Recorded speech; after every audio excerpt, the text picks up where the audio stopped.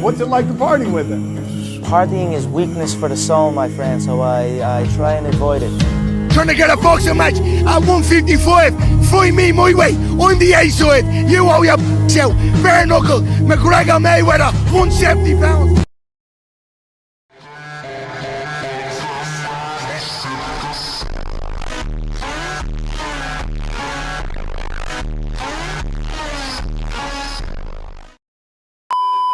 It's crazy to think about how far Conor McGregor has fallen. There was a time when this man was the fight of the game. He was electric, sharp, confident, and funny as hell, and also dangerous. When he walked into the cage, the world stopped to watch this man enter the cage. He was the first ever to hold 2 UFC belts at the same time. He knocked out Jose Aldo in just 13 seconds. 13 seconds. Let that sink in. He destroyed Eddie Alvarez and made complete history. Everything he said, he backed it up. He wasn't just fighting people, he was fighting for an actual dream. But somewhere along the way, that dream turned into complete chaos.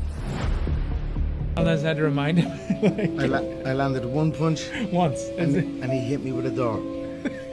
Other than that, it was absolutely perfect. That's true. An amazing stunt team, Garrett Warden and Steve Brown, and they were phenomenal with us. They gave us free rein, and we've done a good job. For me, what was hard was it was time consuming. 18 hours on set, very little rest. It was strange to me, but you know, the fight scenes, I was happy to give my input and my oar.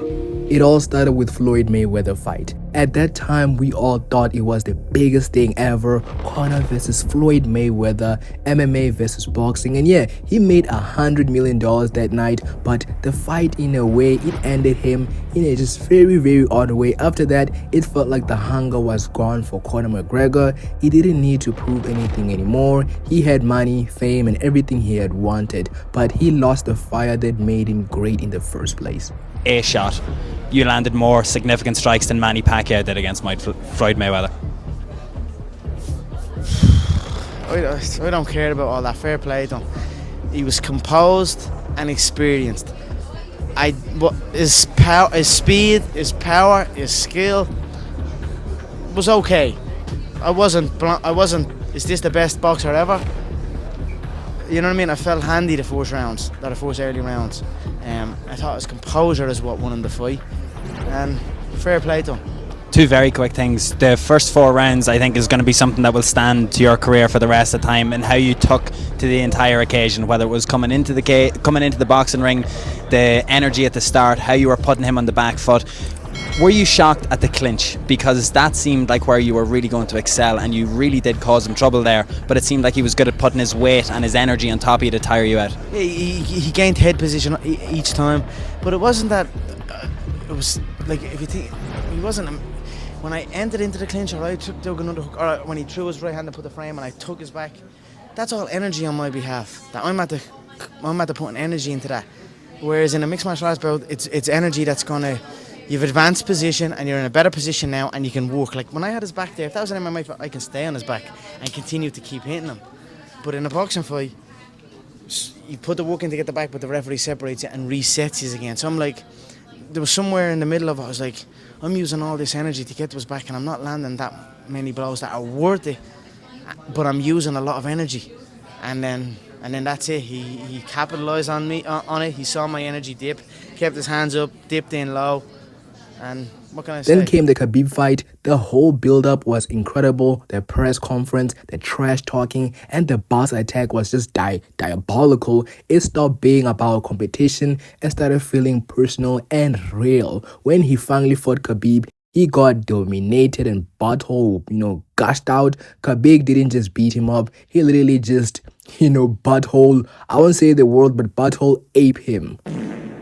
When I catch his neck and I choke him, like he tap, it's like, and I think, hey, you bring like thousands of people from Ireland here on different part of world, and you tap in front of them, like, and you talk about warrior or something like this. How you can tap? Go sleep.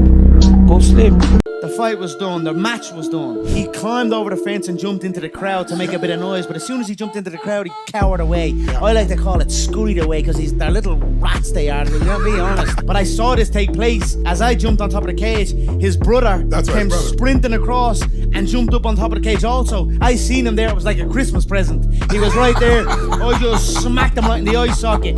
It got broken up, so I backed myself up against the cage wall. And what happened was, two of his teammates ran and jumped over. Right behind me, the first one, the Chechen man, ran in front of me and went over to the brother that got smacked. But then he turned back and saw me. So as he turned back, boom, I smacked him. He wobbled, and as I smacked him, another one jumped in from over the back, and he sly hooked me from the side. That's what I saw. Yeah. And then I covered up, and then the final one, he threw a right hand, and there's an image, an aerial image of the right hand just whipping by my face and my left hand just landing flush down the pipe. The final blow of the night. So that's it. You could see in his eyes after that fight, he wasn't the same anymore. Bro, it's like this type of kids that just got whooped by their mom and they just never were the same ever again. And after that, it just got completely worse. He started making headlines for all the wrong reasons, punching an old man in a bar, smashing fans' phones, getting arrested countless of times. It was like every few months there was another story from Conor McGregor. You could tell he didn't care about shit anymore. The same guy who once said partying is weakness for the soul was now living every day in a fucking club. And let it eat away at you, or you can look and you can realize this is the way it must be done, and you can follow my lead. Dana White seems to have embraced you. He badly needs a star. You're a guy that's colorful, you're talkative, you're controversial. Have you had a lot of fun partying with him? I mean, you've been seen in his Ferrari, you're in his suite. Like, how did you guys get close? Yeah, Dana is a cool guy, and I don't think he badly needs anything. He is a successful man. We are all on our own journey. I don't feel he needs nothing, you know, but he is a cool guy, and a lot of people get signed by the three letters, the UFC, and feel they are entitled to something, but yet they do not bring nothing to the table. How can you not bring nothing to the table and expect something to eat? You know, so for me, I bring something to the table and I eat it. Conor, you slipped my jab there. I asked you what it was like to party with him. I mean, it was a good answer, but you totally slipped my jab. What's it like to party with him? Partying is weakness for the soul, my friend, so I try and avoid it. Partying is weakness for the soul. I don't think Dana agrees with you. Do you think Dana agrees with you? I don't think that weakens his soul. Yeah. One day later.